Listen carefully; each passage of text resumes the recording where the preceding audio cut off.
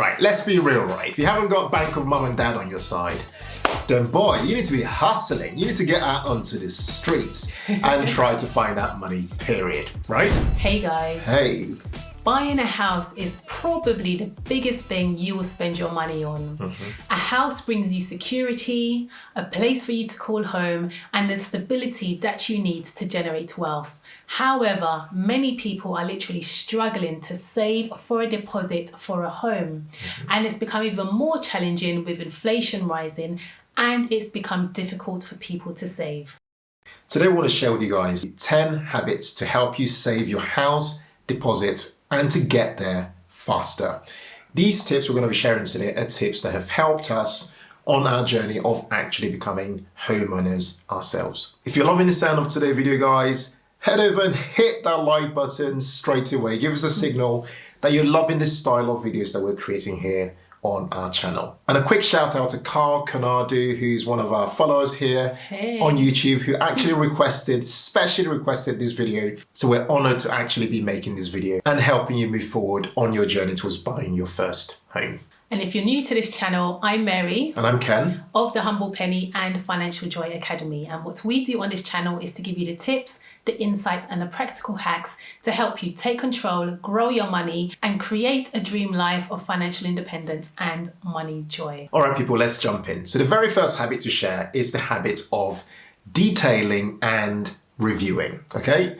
So by detailing, what we're talking about here is you asking yourself, what is your minimum viable deposit, okay? You know, what is the least amount of money you need to save up in order to be able to buy that property that you are actually trying to purchase. This is actually important because you might not need to actually save as much money as you think you might need, okay? But by doing this exercise, you're actually able to figure out what the minimum amount is that you need based on certain things, which I'm going to be covering next on this video. So here we're going to be suggesting that you do the maths on different property sizes as well as locations and ask yourselves these very questions. I'll put them up on the screen for you to see. Okay, so what property price are you aiming for? How much deposit can you put down? Can you put down a 5% deposit or a 10% deposit? How much stamp duty? You know, what are your legal costs? As well as how much do things like survey and so on cost? And how much would it cost you for fixtures and fittings when you do purchase this property? Doing this, as I mentioned, will give you an exact picture of how much you need to save and potentially might lead to you actually saving money when it comes to you purchasing your property because you might get the right combination of location as well as property size, which might mean that you might not even need to save as much money as you might have anticipated initially. And then the review part of this particular habit is all about doing this review every few months, okay? And here you are reviewing those same numbers that you looked at before and asking yourself simple questions like, am I being completely realistic in these numbers that I'm expecting? Is any part of my plan emotional or not when it comes to actually working towards buying my first property? We made a previous video that we recommend you guys definitely check out called a video on how to buy a house step by step. I believe we went through about 14 different steps that you need to follow when it comes to buying your property. I'm going to link to that video below and above for you to check it out. Next is the habit of brainstorming. This is about continually asking yourself, how else can I save that deposit money? You will have heard the saying, what gets measured gets improved. In the same vein, what you focus on will get done. So to do this, split your deposit money into 5 parts. So for example, if you're trying to raise 50k for a deposit, split it into 5 parts of 10k each. Then focus on asking yourself, what can I do to raise 10k in the next 3 months? I like that. Obviously, a part of that would be saving money from your job, but what else can you do legally to raise that 10k? Doing this exercise would make that amount more attainable than your bigger goal and gives you a mental goal to aim for. Okay, so habit number 3 is the habit of being enterprising. All right, let's be real, right? If you haven't got bank of mum and dad on your side, then boy, you need to be hustling. You need to get out onto the streets and try to find that money, period, right? So forget about just relying on your salary now. Your salary is a given if you're working and saving bits and so on, saving every single month. What I'm talking about here when I'm talking about enterprising is using what you already have right now. The other things that you have, Whether it be your skills, your experience, your level of expertise, how else could you use that to be enterprising and accelerate that journey towards raising that deposit? Now, speaking of ideas, head over to platforms like Gumroad and Etsy and just spend some time looking at those platforms. Honestly, your jaw will completely drop. There are people on those platforms making money quietly, right? They've created digital products selling for like $2 or £2 up to £5 or $5, and they're selling them in hundreds and thousands, okay? Because in those platforms, people can come across your products because you've created them and they've got good ratings and stuff like that. By doing that, you get to generate an income on an ongoing basis. A good example of this actually happened recently. I bought a template for a platform called Notion, and I paid something like $30. And I went up and looked up the person who actually created it. They created it, probably did it in an afternoon, but this is now selling on autopilot, literally selling from all over the world at $30 each. Without them putting in more effort every single time, but it constantly keeps selling this very same product. So I want to put out a challenge to you. Imagine you had to raise £5,000, okay? You could break that down. That might sound like a slightly big amount, but you could break that down into something like, if I created a £5 product and I know I need to sell about 1,000 of that product in a year to make 5K. If I sold a product at £2.50, then I would need to sell 2,000 of that product for me to be able to generate about £5,000 in a particular year. The key here is just to have fun and gamify this stuff. When we talk about being enterprising, there is so much possibility out there. We've created so much content. We've only talked about one idea here. If you want more ideas, we've made a video recently on 50 different side hustle ideas that you can start, you can get into and actually start to make some income. I'll link to that video below as well as above for you to head over and get started. Okay, so next is the habit of prioritizing. Now, you can't want to buy a home and also want to travel 2 to 3 times a year. It's not going to happen. If buying a house is your priority, then you can forget about holidays for the next 12 to 24 months at least and focus solidly on saving for a deposit for your home. That is hard, I've got to admit. No, right. I don't think it is. 12 to 24 months, it's delayed gratification. You know that you've got an end goal in mind. And it's delayed gratification. Right, guys? You get there. You get there. Yeah, but what I mean is some people go, I can't give up my holidays. And that's where the real thing is, isn't it? The people who are able to realise that trade-off. Exactly. You have to give something up to get something else, like the people who are actually going to be able to buy their home eventually. Yeah, give something up and go away from the weekend, do a staycation, for example. So you still get the feeling of being on holiday without the costs of actually going on holiday, going abroad. And after buying a house and negotiating well, which we're going to cover in point 8, you can then treat yourself and go away on holiday because you've earned it, you deserve it. Yeah. Top tips for prioritizing is to ask yourself, what is your number one goal that you want to achieve in the next 12 to 24 months? And if it's buying a house, focus solidly on it and give it your full attention. All right, next one's the habit of budgeting, okay? In week 4 of our free 1-year program to help you take control of your finances and grow your money, we actually introduced a prerequisite to budgeting because a lot of people struggle with budgeting consistently. And one prerequisite that we have identified when it comes to actually getting to that place where you budget consistently is for you to have home and life organization, okay? What I'm speaking about here specifically is you building specific routines into your life. And those routines that you've then built into your life become the things that help you then manage your finances a lot better.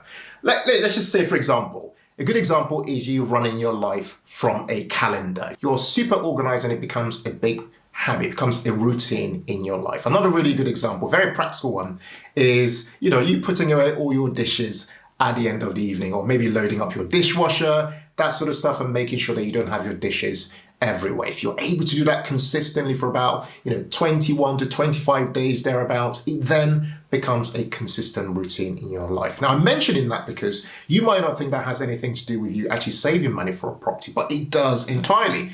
Because if you're able to build those routines into your life, in your everyday situation, you're then able to budget consistently. And of course, with budgeting consistently, you're able to then put aside, the specific amount of money that you want to be able to save when it comes to you actually saving towards your deposit for your property. Now, if you are the kind of person who is struggling when it comes to your finances, when it comes to taking control and feeling like you're in the driving seat, I'm going to point you to that 1-year free email program that we created. Actually only started this year. I'm going to link to it below and above. Feel free to go and join it every week on a Friday, I believe at 6 a.m. You will get an email, very detailed, practical steps that you can take towards taking full control of your finances and actually growing your money. And if you currently don't have a budgeting tool that it's simple, practical, and fun to use, I'll link again below and above to our Budget for Life tool that Mary and I actually use on a monthly basis to manage our own finances. So feel free to check that out as well. Next is the habit of paying yourself a fixed percentage first. The one book that really demonstrates why this is super important is the book called The Richest Man in Babylon. This book points out that if you save 10% of your gross salary every year, then by simple math, in 10 years' time, you would have saved 100% of your salary. Now, chances are that you don't have 10 years to wait, but the principle still applies. By prioritizing your goal of saving for a deposit and paying yourself first, you're then forced to find a way to live on the rest of the money left over. When we were saving for a house, we literally cut down all non-essential costs, and then we focused on saving at least 40% of our net income. It was hard, but it was doable. Yeah. It was absolutely doable, wasn't it? Yeah, we got there. We got there. The key really is to give yourself a fixed percentage that you're working towards, right? So don't just save 10% this month and 20% next month. Just say to yourself, you know what, I'm going for it. I'm doing 30%, that's it.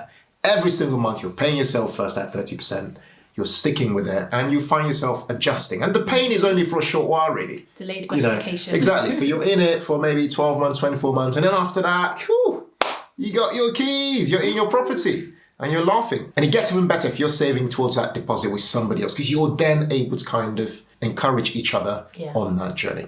All right, next is a habit of visualizing. What I'm talking about here is you having a mental and physical picture of what type of property that you're looking for, okay? One of the best things you can do when it comes to you saving your deposit is not just to wait until you save that deposit before you can go and view a property. As you're saving up, head out there. Go and see properties, take a drive around at different times of the day. Go in the evening, go in the mornings, go during the day. Go to different areas that you are interested in potentially buying a property and do some viewings. Now, what this does is you start to notice patterns, right? Yep. As you go to different areas, you start to notice, I'm not quite sure I want to live here, or actually this might be where I want to live. And on top of that, you could then build some really good relationships with some local estate agents and stuff like that, which again gives you a bit of an advantage. Because what that actually does with relationships is it helps you actually start to spot properties before they even come onto the market. Next is the habit of negotiating. Now, this is one of the best skills you can have when it comes to buying a house. Now, some examples of what you can negotiate as you save for a house include, if you have parents, why not negotiate moving back with them for a period so you can save for your deposit faster? Obviously helping towards the rent at your parents, but it wouldn't be anywhere near as much as if you were renting. Just wash the dishes. Wash the dishes, save for 18 months, boom. Yeah. Again, with parents, you could negotiate an interest-free loan, which you can pay back in increments once you've bought your house. Other things you can negotiate are white goods. So here we're talking fridge, freezer, dishwasher, washing machine, and fixtures and fittings. So this is something that we personally did when we were negotiating. We were able to retain the dishwasher, what else? The fridge, freezer, bar stools. So, and it wasn't actually included in the price of the house. So get negotiating and see where it gets you. And that meant that we saved money. That's the point, really. Yeah. Is that the money that we actually had put aside, we didn't need to spend anymore because we'd actually negotiated for those things to be included in the deal. Absolutely. And if you found your ideal property, negotiate the price that you pay for the property. So for example, start with 5% less than the asking price. But this will depend on the place you're buying and also the condition of the house. All right, so the next habit is the habit of not gambling your money. Okay? Now, the first rule of investing really is that you should make your money grow, let your money compound and grow. And the second rule of investing is do not lose your money, okay? It's worth mentioning, though it's super obvious, that making money is actually a lot easier than preserving money, okay? This is the harder piece. And so the habit I'm really pointing to here is the habit of saying a blanket no, okay? Here I'm speaking to all those people who are going to be tempting you. You're going to get all those WhatsApp groups you're in, people giving you stock tips and crypto tips and, you buy this and you buy that, and you might feel the temptation to go, well, actually, do you know what? This might go to the moon. I should just take my deposit money and put it into this thing, and, that money could actually disappear. And I can tell you, you do not hear a lot of stories of people's money disappearing because they are so ashamed to talk about it, but it does happen, okay? Even with putting your money in the stock market, I'd stress some caution, okay? If you're someone who's got a property deposit that you're saving towards buying a property and you're looking to buy that house in under 12 months, I'd go as far as saying, don't even put it in the stock market, okay? Simply try and protect that money as though it was your emergency fund. Yeah. Literally. We've made a video quite recently on places you should keep or invest your emergency fund. We're going to link to that video below and above. If you've not seen it, head over and check it out. Finally, it's the habit of meal planning. Now, we recently put a poll out in the community and asked you guys what it is that you spend most of your money on. And we had 1,600 replies. And out of the 1,600, 63% of you said that outside of your mortgage and your rent, you spend most of it on food. Wow. We were quite surprised by that, weren't we? Yeah. So our last tip is on forming the habit of meal prepping and meal planning. Yeah. It's something that we've always done, and it saved us a loads of money. So we're going to share with you exactly how we did that ourselves, and you can head over to our sister channel, The Humble Kitchen, which we've recently created, and we're going to share with you how to save money through meal planning and meal prepping and living well on a budget. Mary's going to be absolutely smashing it over there, showing you guys the top tips for how to meal prep and essentially live well on a budget. Absolutely. Check it out, guys, and subscribe. Guys, did you enjoy that? If you did, we'd love for you to make sure you hit the subscribe button to this channel. Make sure you're supporting us for all the work that's going into our work here on YouTube. We'd love to hear from you guys in the comments below. What tips can you share with the rest of our community here on YouTube on what habits people need to form in order to save money for their deposits a lot faster? Jump in the comments, guys, and let us know. Guys, thank you so much for watching today's video, and as always, in all things, be thankful and seek joy. Take care, people. Bye.